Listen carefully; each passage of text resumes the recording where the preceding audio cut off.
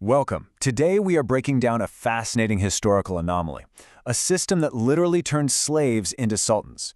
We're going to deconstruct what I call the Mamluk paradigm. It's really a blueprint for how a caste of outsiders, people with no connection to the land they ruled, engineered one of the most powerful and long-lasting empires of the medieval world.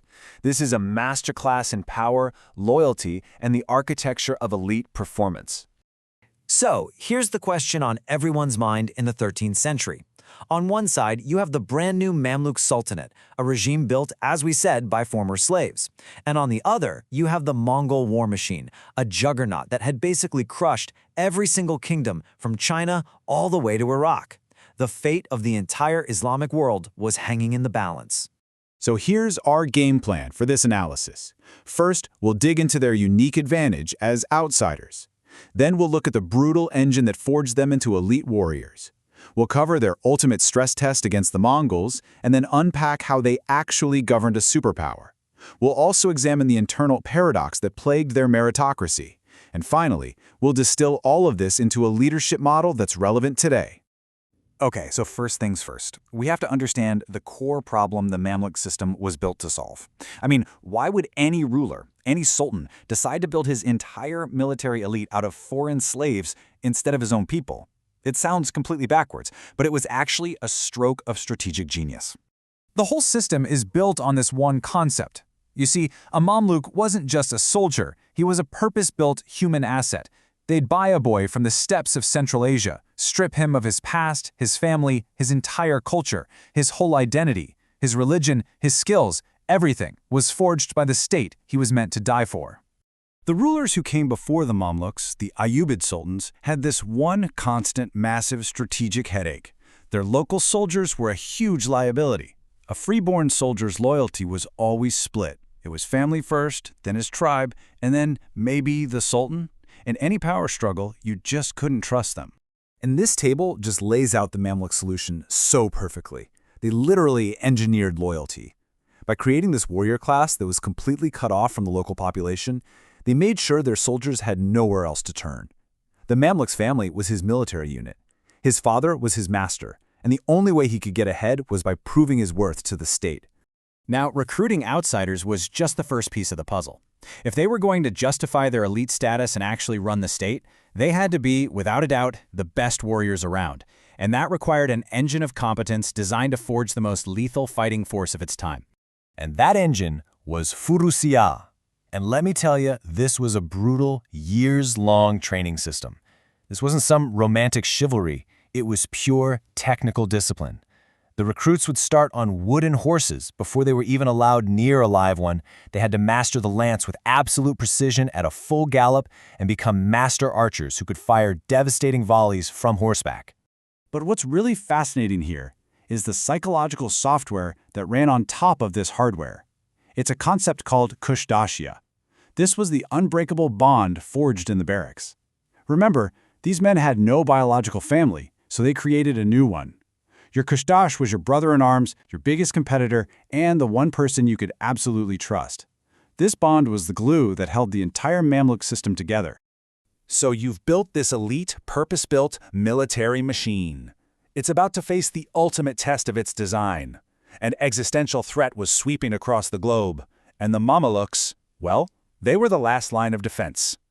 So let's set the stage. It's the year 1260. The Mongol Empire is, without a doubt, the most feared military force on the planet. They had already sacked Baghdad, the heart of the Islamic world, and they seemed absolutely unstoppable. They were right on Egypt's doorstep, and the Mamluks were the only thing left standing in their way. At the Battle of Ain Jalut, the Mamluks didn't just meet the Mongol charge head-on. They completely outmaneuvered them. Their general, a brilliant strategist named Baybars, used a classic step tactic, the feigned retreat, to bait the overconfident Mongols into a trap. Then, boom, the main Mamluk force, hiding in the hills, crashed down on their flanks, enveloping them and just systematically taking them apart. It was nothing short of a tactical masterpiece. 1260. This was the year the Mamluks did what no one thought was possible. Their victory at Ain Jalut wasn't just another battle, it was a massive historical turning point. It literally redrew the map of power. Think about it. This was the first time a major Mongol army had ever been decisively beaten in an open field battle. It completely shattered their myth of invincibility and put a permanent stop to their expansion into the Arab world. The slave soldiers had saved their empire. But, winning a huge battle is one thing. Actually governing a vast, wealthy empire that controlled Egypt, Syria, and the holy cities of Mecca and Medina, well, that's a whole different ballgame. So how did they manage to hold on to power? Okay, so the key question is, how do you pay for this massive military machine? The answer was something called the Iktis system. An emir, a commander, was granted the right to collect taxes from a piece of land, but, and this is the critical part, he never actually owned it. You could think of it as giving out performance-based bonuses, like revenue shares, without ever giving away equity in the company. It kept all the real powers centralized with the Sultan. And don't make the mistake of thinking these guys were just warriors. They were incredibly sophisticated administrators. They ran a highly centralized state, conducting these detailed land surveys to maximize every last drop of tax revenue. They controlled the incredibly lucrative spice trade. And under Sultan Baybars, they set up a high-speed communications network, a Pony Express, basically. They could get a message from Cairo to Damascus in just 4 days. That's incredible situational awareness for the time. But for all of its incredible strengths, the Mamluk system was built on a fundamental and ultimately fatal paradox. The very things that made them so powerful also planted the seeds of their own decline. Here's the core paradox. By making status something you couldn't inherit, they ensured a constant supply of fresh, hungry, motivated talent. You didn't get incompetent sons inheriting power. But the flip side was constant chaos.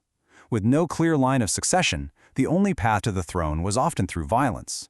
The Sultan was just the strongest general of the day, and every other general thought, hey, that could be me. And this is a brilliant illustration of how ambitious people will always find a workaround. Since the emirs couldn't just pass down their land and status to their kids, they used a clever legal loophole. They created these religious endowments called al-Kaf and then appointed their own children as the permanent paid administrators. It was a genius way to transfer wealth across generations, but over the centuries, it slowly bled the state dry of taxable land, destroying its economic foundation. So after digging through all this incredible history, what are the timeless lessons we can pull out of it? What can this ancient system really teach us about building elite organizations today? Well, the Mamluk experience gives us a really powerful framework that we can call the pressure-to-power model. It's basically a 5-step process. You identify overlooked talent, you forge them into elite performers through intense training, you reward them based purely on competence, you build an unbreakable sense of institutional loyalty, and then finally, you let them convert that operational excellence into legitimate strategic authority. And from that model, we can derive these universal principles of institutional power. Number 1, loyalty has to be engineered. You can never just assume it. 2, intense pressure is what forges elite competence. 3, meritocracy is an incredible engine for performance, but it's volatile and needs careful governance. And finally, long-term stability is always a balancing act between the goals of the institution and the ambitions of the people inside it. And all this leaves us with one final and, I think, pretty provocative thought. The Mamluks built an empire by finding talent where nobody else was even looking. So the question for any modern leader is this: where is your untapped pool of outsiders? And what kind of system are you building to find them, to forge them, and ultimately to unleash their potential?